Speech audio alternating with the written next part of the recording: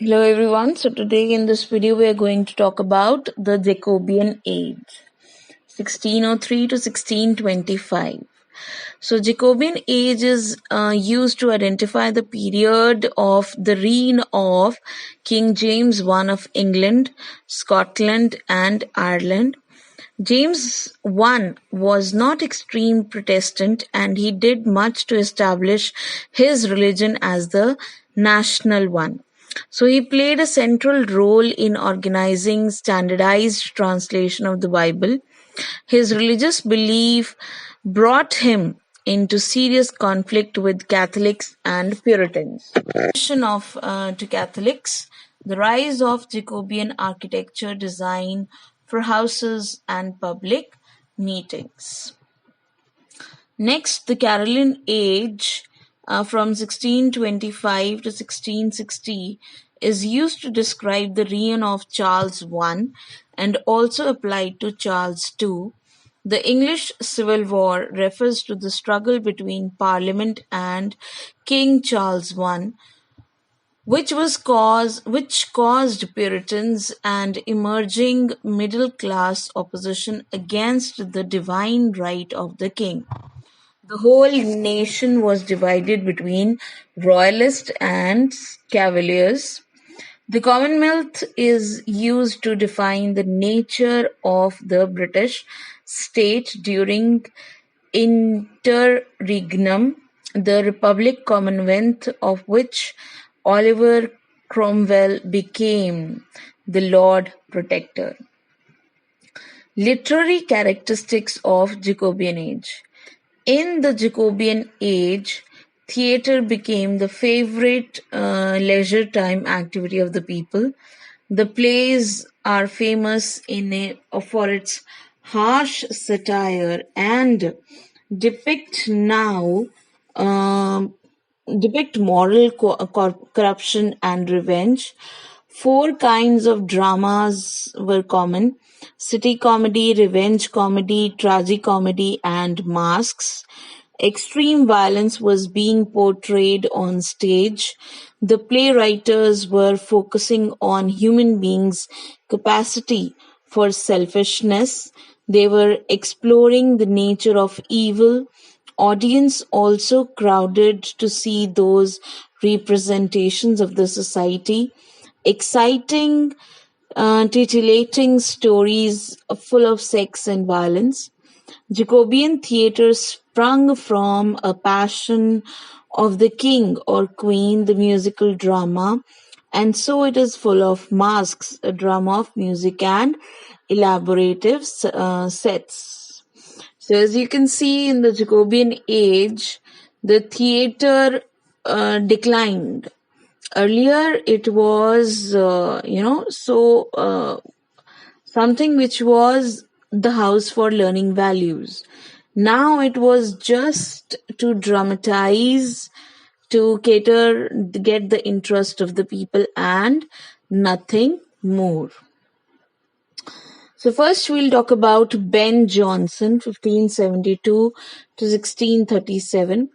Jonson was a Jacobean playwright and a poet, famously known for his comedy of humors. The excess of humor or a fluid in the body would produce phlegmatic, choleric, or melancholic temperaments. He wrote the first play, The Tale of a Tub, in 1597. In the same year, he wrote seditious plays, The Isle of Dogs. He collaborated with designer Inigo Jones. He also translated Horace's The Art of Poetry. He composed a song to Cecilia, which opens with "Drink to me only with thine eyes." It has been oft quoted and a very romantic work from this author. Plays. Every Man in His Humor, 1598. The play belongs to a humorous comedy. It was performed in the Globe Theatre. It is set in Fortunate Island. It starts with a prologue and in which the speaker announces that the goal of the playwright is to make its audience laugh. In the main plot, a gentleman named Noel, concerned for his son's moral development, attempts to spy on his son Edward with the help of Brainworm. Master Stephen, Edward's cousin, arrives to visit them and Cornwell advises him to be a good man. Edward receives a letter and goes with Stephen to meet the person who has written it. Matthew stays with Cobb's home and asks, locating the name of the man, Captain Bombadil, who slept on the bench the previous night. In Act 2, we have Kittle, a merchant who enters with cashier Cash and Kittle's brother-in-law named Downright. Kittle tells Wellbred his brother has been disrespectful, which makes Wellbred angry. Brainworm disguises as a soldier. Stephen and Noel enters and Stephen says he has lost his ring from his mistress.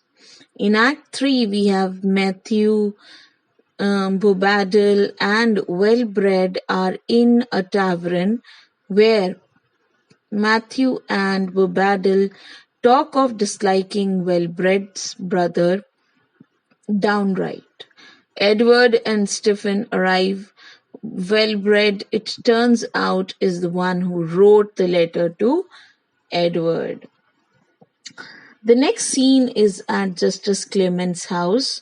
Cobb tells Kittle that some men have arrived in his house and Kittle worries about his wife and sister, giving in to their desires.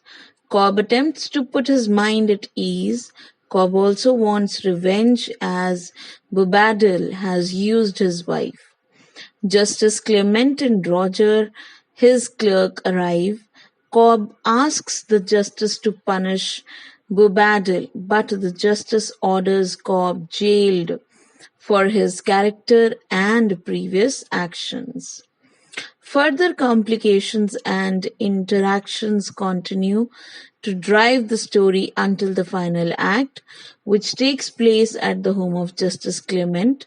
Clement, Noel, Kittle, and Dame Kittle, Cash, Cobb, and some servants enter. They are trying to sift through the sequence of false messages they have received.